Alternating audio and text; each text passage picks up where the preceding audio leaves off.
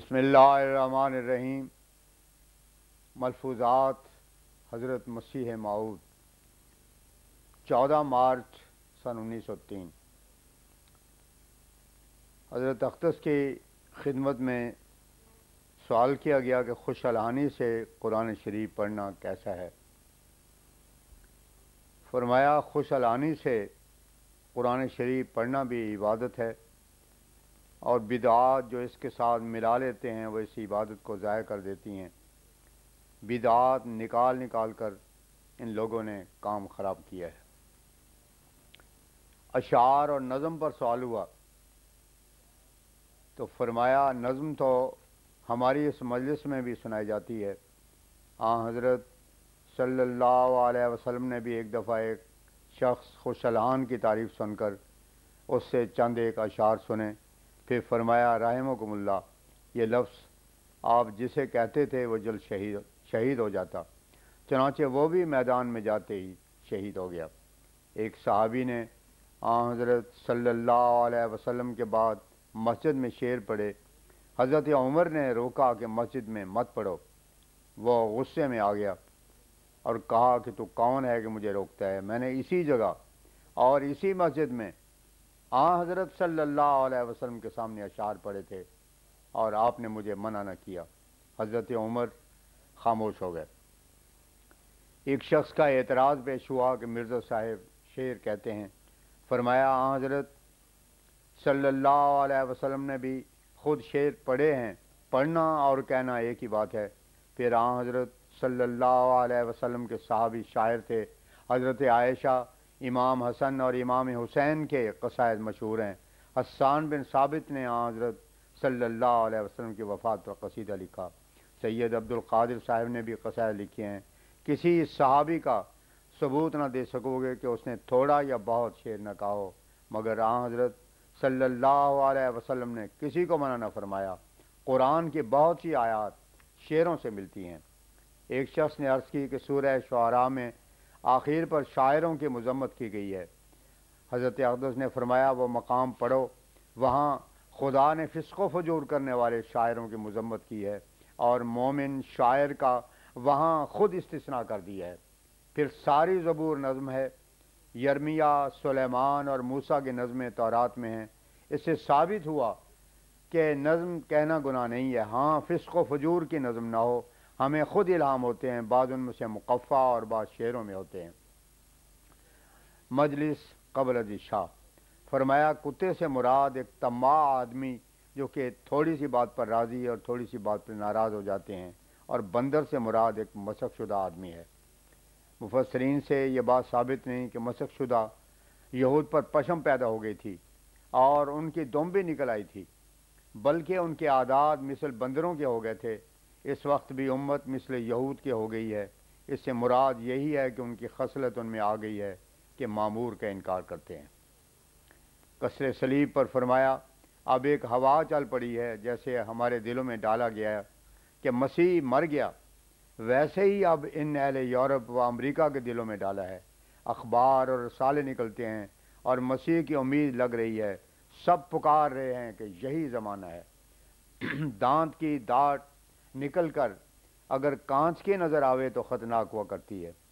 दांत अगर टूट कर हाथ में रहे तो उम्दा है। इसके बाद मुफ्ती मोहम्मद सादिक साहब फिर सिविल एंड मिलिट्री गज़ट अखबार का बकिया मजमून सुनाते रहे, जिसमें इस्लामी औरतों का जिक्र था। इस पर हज़रत अक़दस ने फरमाया, कोई ज़माना ऐसा नहीं है जिसमें इस्लामी औरतें सालिहात में ना हों। गो थोड़ी हों मगर होंगी ज़रूर। जिसने औरत को सालिह बनाना हो वो खुद सालिह बने। हमारी जमात के लिए ज़रूरी है कि अपनी परहेज़गारी के लिए औरतों को परहेज़गारी सिखावें, वरना वो गुनहगार होंगे। और जबकि उसकी औरत सामने होकर बतला सकती है कि तुझ में फ़लाँ फ़लाँ ऐब हैं, तो फिर औरत खुदा से क्या डरेगी। जब तक़वा ना हो तो ऐसी हालत में औलाद भी फलीद पैदा होती है।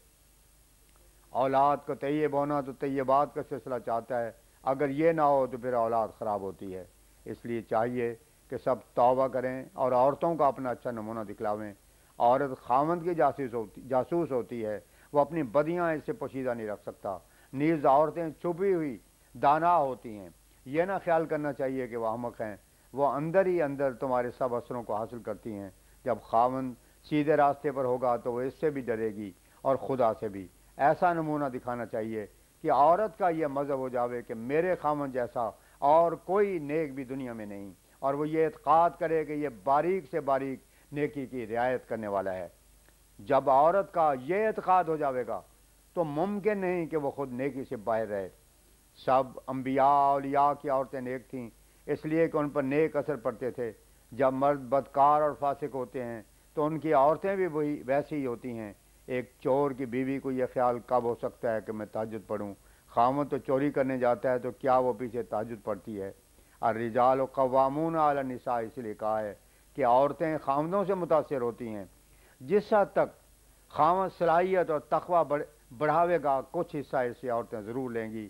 ویسے ہی اگر وہ بدمعاش ہوگا تو بدمعاشی سے وہ حصہ لیں گی۔ 16 مارچ 1903 سیر میں بعض احباب نے اپنے اپنے رویا سنائے۔ حضرت اقدس نے فرمایا کہ خواب بھی ایک اجمال ہوتا ہے اور اس کی تعبیر صرف قیاسی ہوتی ہے۔ رات کو میں نے خواب دیکھا کہ ایک شخص اپنی جماعت میں سے گھوڑے پر سے گر پڑا، پھر آنکھ کھل گئی، سوچتا رہا کہ کیا تعبیر کریں۔ قیاسی طور پر جو بات اقرب ہوئے لگائی جا سکتی ہے کہ اس اثناء میں غنودگی غالب ہوئی اور الہام ہوا، استقامت میں فرق آ گیا۔ ایک صاحب نے کہا کہ وہ کون شخص ہے؟ حضرت نے فرمایا کہ معلوم تو ہے مگر جب تک خدا کے اذن نہ ہو میں بتلایا نہیں کرتا، میرا کام دعا کرنا ہے۔ ایک صاحب نے سوال کیا کہ ضرورت پر سودی روپیہ لے کر تجارت وغیرہ کرنے کے کیا حکم ہے؟ حضور نے فرمایا حرام ہے۔ ہاں، اگر کسی دوست اور تعارف کی جگہ سے روپیہ لیے جاوے اور کوئی وعدہ اس کو زیادہ دینے کا نہ ہو، اس کے دل میں نہ زیادہ لینے کا خیال ہو، پھر اگر مقروض اصل سے کچھ زیادہ دے دے تو وہ سود نہیں ہوتا، بلکہ یہ تو حل جزاء الاحسان الی الاحسان ہے۔ اس پر ایک صاحب نے سوال کیا کہ اگر ضرور سخت ہو اور سوائے سود کے کام نہ چل سکے تو پھر؟ اس پر حضرت اقدس نے فرمایا خدا تعالیٰ نے اس کی حرمت مومنوں کے واسطے مقرر کی ہے، اور مومن وہ ہوتا ہے جو ایمان پر قائم ہو، اللہ تعالیٰ اس کا متولی اور متکفل ہوتا ہے۔ اسلام میں کروڑ ایسے آدمی گزرے ہیں جنہوں نے نہ سود لیا نہ دیا، آخر ان کے حوائج بھی پورے ہوتے رہے کہ نہیں؟ خدا تعالیٰ فرماتا ہے کہ نہ لو نہ دو، جو ایسا کرتا ہے وہ گویا خدا کے ساتھ لڑائی کی تیاری کرتا ہے۔ ایمان ہو تو اس کا صلہ خدا بخشتا ہے۔ ایمان بڑی بابرکت شے ہے۔ الم تعلم ان اللہ علی کل شیء قدیر، سورہ بقرہ آیت 107۔ اگر اسے خیال ہو کہ پھر کیا کرے تو کیا خدا کا حکم بھی بیکار ہے؟ اس کی قدرت بہت بڑی ہے، سود تو کوئی شے ہی نہیں۔ اگر اللہ تعالیٰ کا حکم ہوتا کہ زمین کا پانی نہ پیا کرو تو وہ ہمیشہ بارش کا پانی آسمان سے دیا کرتا۔ اسی طرح ضرورت پر وہ خود ایسی راہ نکال ہی دیتا ہے کہ جس سے اس کی نافرمانی بھی نہ ہو۔ جب تک ایمان میں میل کچیل ہوتی ہے تب تک یہ ضعف اور کمزوری ہے۔ کوئی گناہ چھوڑ نہیں سکتا جب تک خدا نہ چھڑاوے، ورنہ انسان تو ہر ایک گناہ پر یہ عذر پیش کر سکتا ہے کہ ہم چھوڑ نہیں سکتے، اگر چھوڑیں تو گزارا نہیں چلتا۔ دکانداروں اور تاروں کو دیکھا جاوے کہ پرانا مال سال سال تک بیچتے ہیں، دھوکہ دیتے ہیں۔ ملازم پیشہ لوگ رشوت خوری کرتے ہیں اور سب یہ عذر کرتے ہیں کہ گزارا نہیں چلتا۔ ان سب کو اگر اکٹھا کر کے نتیجہ نکالا جاوے تو پھر یہ نکلتا ہے کہ خدا کی کتاب پر عمل ہی نہ کرو کیونکہ گزارا نہیں چلتا۔ حالانکہ مومن کے لیے خدا خود سہولت کر دیتا ہے۔ یہ تمام راست بازوں کا مجرب علاج ہے کہ مصیبت اور صعوبت میں خدا خود راہ نکال دیتا ہے۔ لوگ خدا کی قدر نہیں کرتے، جیسے بھروسہ ان کو حرام کے دروازے پر ہے ویسا خدا پر نہیں ہے۔ خدا پر ایمان یہ ایک ایسا نسخہ ہے کہ اگر قدر ہو تو جی چاہے کہ جیسے اور عجیب نسخہ مخفی رکھنا چاہتے ہیں ویسے ہی اسے بھی مخفی رکھا جاوے۔ میں نے کئی دفعہ بیماریوں میں آزمایا ہے کہ پیشاب بار بار آ رہا ہے، دست بھی لگے ہیں، آخر خدا سے دعا کی، صبح کو الہام ہوا دعاؤں کا مستجابن، اس کے بعد ہی وہ کثرت جاتی رہی اور کمزوری کی جگہ طاقت آ گئی۔ یہ خدا کی طاقت ہے۔ خدا ایسا عجیب ہے کہ ان نسخوں سے بھی زیادہ قابل قدر ہے جو کیمیا وغیرہ کے ہوتے ہیں۔ مجھے بھی ایک دفعہ خیال آیا کہ یہ تو چھپانے کے قابل ہے، پھر سوچا کہ یہ تو بخل ہے۔ ایسی مفید شے کے دنیا پر اظہار کرنا چاہیے کہ مخلوق الہی کو فائدہ حاصل ہو۔ یہی فرق اسلام اور دوسرے مذاہب کے خدا میں ہے۔ ان کا خدا بولتا نہیں، خدا معلوم یہ بھی کیسا ایمان ہے۔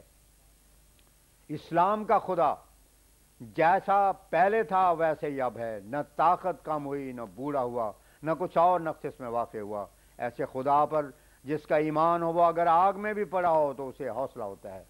ابراہیم علیہ السلام کو آخر آگ میں ڈالا ہی تھا، ایسے ہی ہم بھی آگ میں ڈالے گئے، خون کا مقدمہ بنایا گیا۔ اگر اس میں 5 یا 10 سال کی قید ہو جاتی تو یہ سب سلسلہ تباہ ہو جاتا۔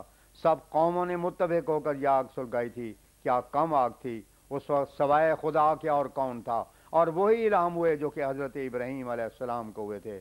آخر میں الہام ہوا عبران اور تسلی دی کہ سب کچھ میرے ہاتھ ہے۔ ایک صاحب نے سوال کیا کہ ریلوے میں جو ملازم ہوتے ہیں ان کے تنخواہ میں سے ایک آنا فی روپیہ کاٹ کر رکھا جاتا ہے، پھر کچھ عرصے کے بعد وہ روپیہ دیا جاتا ہے اور اس کے ساتھ کچھ زائد بھی وہ دیتے ہیں، اس کا کیا حکم ہے؟ حضرت اقدس نے فرمایا شرع میں سود کی یہ تعریف ہے کہ ایک شخص اپنے فائدے کے لیے دوسرے کو روپیہ قرض دیتا ہے اور فائدہ مقرر کرتا ہے۔ یہ تعریف جہاں صادق آوے گی وہ سود کہلاوے گا۔ لیکن جس نے روپیہ لیا ہے اگر وہ وعدہ وعید تو کچھ نہیں کرتا اور اپنی طرف سے زیادہ دیتا ہے اور دینے والا اس نیت سے نہیں دیتا کہ سود ہے تو وہ بھی سود میں داخل نہیں ہے، وہ بادشاہ کی طرف سے احسان ہے۔ پیغمبر خدا نے کسی سے ایسا قرضہ نہیں لیا کہ ادائیگی کے وقت اسے کچھ نہ کچھ ضرور زیادہ نہ دے دیا ہو۔ یہ خیال رہنا چاہیے کہ اپنی خواہش نہ ہو، خواہش کے برخلاف جو زیادہ ملتا ہے وہ سود میں داخل نہیں۔ ایک صاحب نے عرض کیا کہ سید احمد خان صاحب نے لکھا ہے کہ اضافہ مضافہ کی ممانت ہے۔ فرمایا یہ بات غلط ہے کہ سود در سود کی ممانت کی گئی ہے اور سود جائز رکھا ہے۔ شریعت کا ہرگز یہ منشا نہیں ہے۔ یہ فقرہ اسی قسم کا ہے جیسے کہا جاتا ہے کہ گناہ در گناہ مت کرتے جاؤ، اس سے یہ مطلب نہیں ہوتا کہ گناہ ضرور کرو۔ اس قسم کا روپیہ جو کہ گورنمنٹ سے ملتا ہے وہ اسی حالت میں سود ہوگا جب لینے والا اس خواہش سے روپیہ دیتا ہے کہ مجھ کو سود ملے، ورنہ گورنمنٹ جو اپنی طرف سے احساناً دے وہ سود میں داخل نہیں ہے۔ ایک صاحب نے عرض کیا کہ اگر ایک شخص تائب ہو تو اس کے پاس جو اول جائیداد اور رشوت وغیرہ سے بنائی ہے اس کا کیا حکم ہے؟ فرمایا شریعت کا حکم ہے کہ توبہ کرے تو جس جس کا وہ حق ہے اسے پہنچایا جاوے۔ رشوت اور ہدیہ میں تمیز چاہیے۔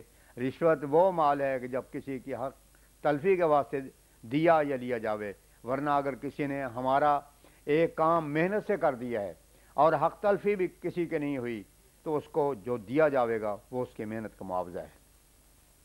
انشورنس اور بیمے پر سوال کیا گیا جس پہ حضور نے فرمایا سود اور قمار بازی کو الگ کر کے دوسرے اقراروں اور ذمہ داریوں کو شریعت نے صحیح قرار دیا ہے۔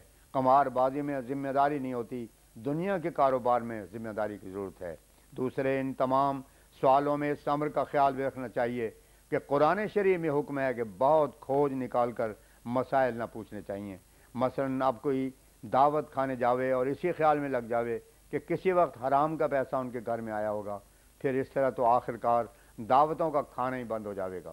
خدا کا نام ستار بھی ہے، ورنہ دنیا میں عام طور پر آس پاس کم ہوتے ہیں، مستور الحال بہت ہوتے ہیں۔ یہ بھی قرآن میں لکھا ہے لا تجسسوا، سورہ الحجرات، یعنی تجسس مت کرو ورنہ اس سے تم مشقت میں پڑو گے۔